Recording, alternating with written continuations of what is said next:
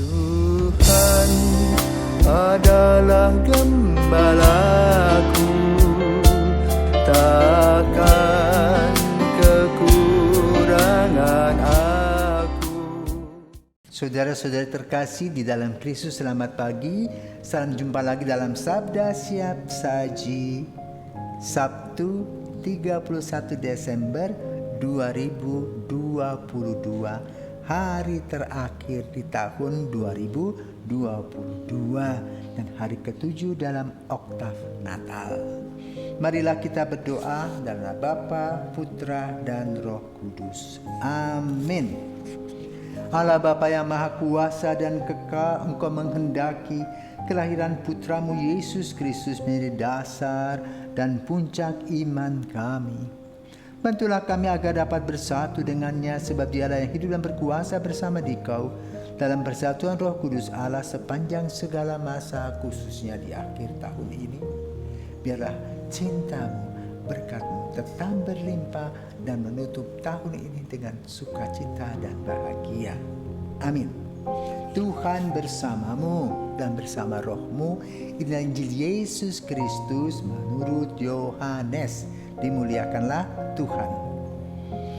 Yohanes bab 1 ayat 1 sampai dengan 18. Pada awal mula adalah firman, firman itu ada bersama-sama dengan Allah, dan firman itu adalah Allah.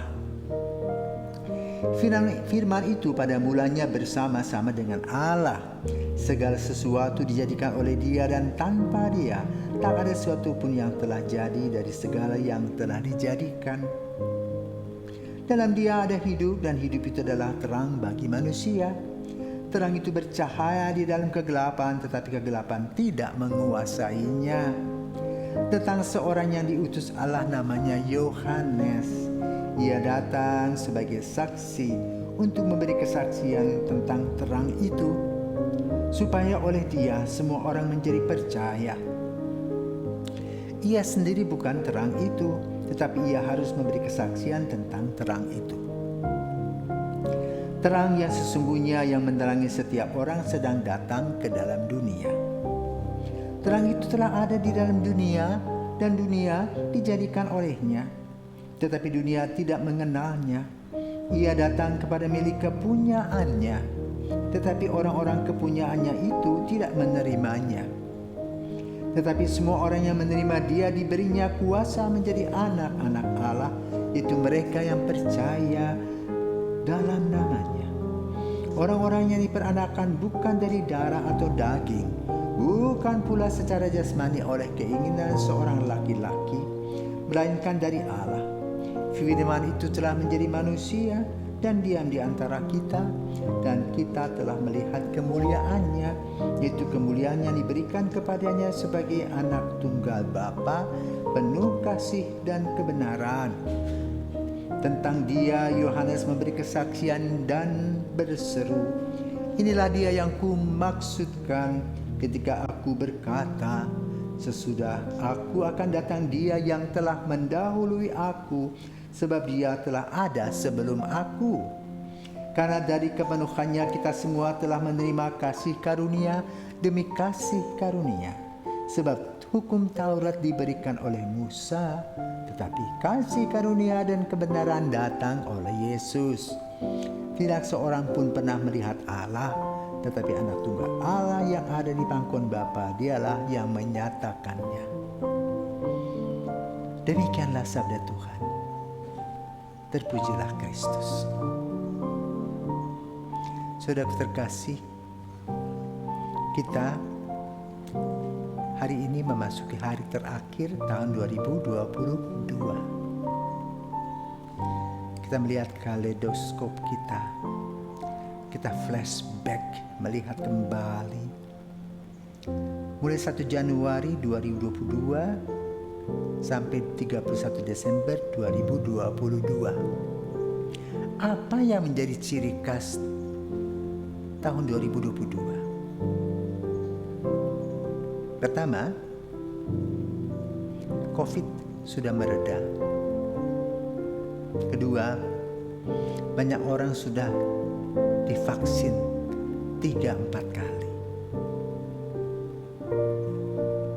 Ketika COVID mulai turun, sehingga Pulau Dewata ini penuh dengan turis, macet di mana-mana. Mengapa? Dalam 2 tahun orang dikungkung oleh COVID-19, tidak bisa buat apa-apa. Tapi kali ini seperti belenggu itu sudah dilepaskan. Orang merasa lega kembali, bisa menghirup udara. Natal, tahun baru, bahkan di awal tahun Januari ini juga di Bali merayakan Galungan. Injil hari ini membicarakan tentang Allah sebagai Logos, firman yang hidup.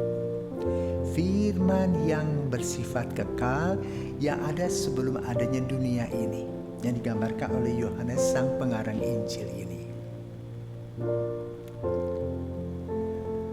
Logos itu sabda yang hidup, Allah yang telah menjadi manusia, Allah yang masuk solider dengan kehidupan manusia, merasakan baunya manusia, merasakan kepedihan hati sebagai manusia, merasakan air mata, suka dan duka cita. Itulah Yesus, yang adalah firman yang hidup yang diuraikan oleh Yohanes pada hari ini, sebagai suatu gambaran refleksi tentang tahun yang telah kita lewati, di mana ada suka dan duka, ada sehat dan sakit, ada kegembiraan dan air mata yang mewarnai langkah-langkah kita selanjutnya juga. Kemarin kita sudah mengalami menangis, tertawa, kepanasan, kedinginan, angin badai, gempa bumi. Itulah situasi dunia. Maka kita perlu merenungkan bagaimana Tuhan mengasihi kita dengan mengutus putranya Yesus Kristus sebagai juru selamat kita. Maka hidup kita tidak sia-sia. Kita perlu mengisi waktunya dengan sungguh-sungguh. Maka tahun 2022 ini kita perlu merefleksikan sejauh manakah usaha-usaha kita sudah kita lakukan. Bagaimana kita mengisi tahun 2022 itu dengan baik, atau kita membuang-buang waktu begitu saja. Waktu sudah lewat begitu cepat selama setahun ini. Adakah nilai-nilai kehidupan yang kita laksanakan?